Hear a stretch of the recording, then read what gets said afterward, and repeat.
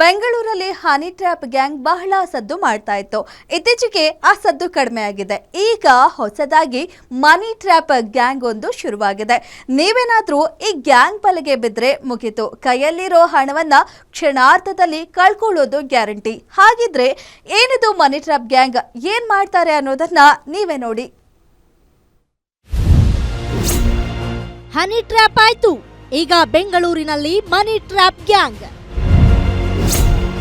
Tinder app ನಲ್ಲಿ ಹುಡುಗಿಯರನ್ನ ಹುಡುಕೋರೆ ಇವರ target. ಹೌದು, ಇದೊಂದು ಹೊಸ ಮಾದರಿಯ ವಂಚನೆ ಗ್ಯಾಂಗ್. ಈ ಗ್ಯಾಂಗ್ ನಲ್ಲಿ ಹುಡುಗಿಯರು, ಪಬ್ನವರು ಹಾಗೂ ಪೊಲೀಸರು ಭಾಗಿಯಾಗಿರೋ ಅನುಮಾನಗಳು ವ್ಯಕ್ತವಾಗ್ತಾ ಇವೆ.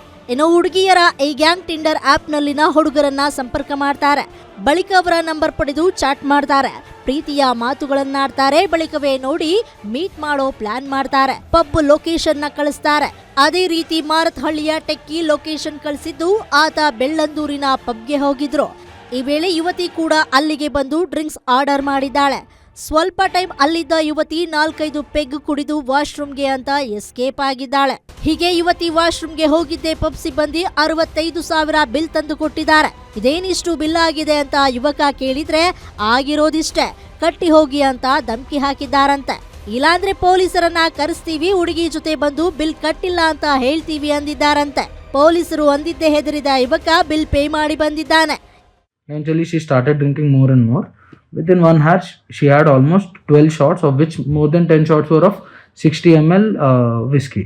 It seemed very suspicious, so I tried to back out and tell her, since you drank more, why don't you pay the bill? I'll pay my amount and let's get out of here. ಇದಾದ ಬಳಿಕ ಮೋಸ ಹೋದ ಯುವಕನ ಸ್ನೇಹಿತನಿಗೂ ಹೀಗೆಯೇ ಆಗಿದೆ. Tinder app ಮೂಲಕ ಪರಿಚಯ ಆದ ಯುವತಿಗೆ ಹೋಗಿದ್ದಾಗ ಯುವತಿ 4 ಪೆಗ್ ಟೆಕೀಲಾ ಶಾಟ್ಸ್ ಕುಡಿದು ವಾಶ್ರೂಮ್ಗೆ ಅಂತ ಹೋಗಿ ಎಸ್ಕೇಪ್ ಆಗಿದ್ದಾಳೆ. ಬಳಿಕ ಪಬ್ನವರು 37,000 ಬಿಲ್ ಹಾಕಿದ್ದಾರೆ. ಆಗ ಯುವಕ ಗಲಾಟೆ ಮಾಡಿದ್ದು 112ಕ್ಕೆ ಕರೆ ಮಾಡಿದ್ದಾನೆ. ಬಳಿಕ ಬೆಳ್ಳಂದೂರು ಪೊಲೀಸರು ಬಂದು ಘಟನೆ ಬಗ್ಗೆ ಮಾಹಿತಿ ಪಡೆದಿದ್ದು ಬಿಟ್ರೆ ಕೇಸ್ ದಾಖಲಿಸೋದಾಗ್ಲಿ ಅಥವಾ ಯುವತಿಯನ್ನ ಪತ್ತೆ ಮಾಡೋದಾಗ್ಲಿ, ಬಿಲ್ಲು ಯಾಕೆ ಇಷ್ಟಾಯ್ತು ಅಂತ ನೋಡೋದಾಗ್ಲಿ ಮಾಡ್ಲಿಲ್ವಂತೆ. ಹೀಗಾಗಿ ಇದೊಂದು ಗ್ಯಾಂಗ್, ಇವರೆಲ್ಲ ಇದರಲ್ಲಿ ಭಾಗಿಯಾಗಿದ್ದಾರೆ ಅಂತ ಮೋಸ ಹೋದ ಯುವಕ ಆರೋಪ ಮಾಡ್ತಿದ್ದಾನೆ. 60 ml by one single person in 1 hour is not possible. Clearly they were trying to scam me.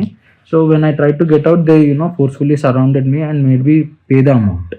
So I just paid the amount to get out of there, and after paying the amount, the next day I went to the police station to file a complaint of this. ಈ ಬಗ್ಗೆ guarantee news ನಲ್ಲಿ ಸುದ್ದಿ ಪ್ರಸಾರ ಆಗಿದೆ. Commissioner CCB ಪೊಲೀಸರಿಗೆ ಘಟನೆ ಬಗ್ಗೆ ಮಾಹಿತಿಯನ್ನ ಪಡೆದು ಕೇಸ್ ದಾಖಲಿಸಲು ಸೂಚಿಸಿದ್ದಾರೆ.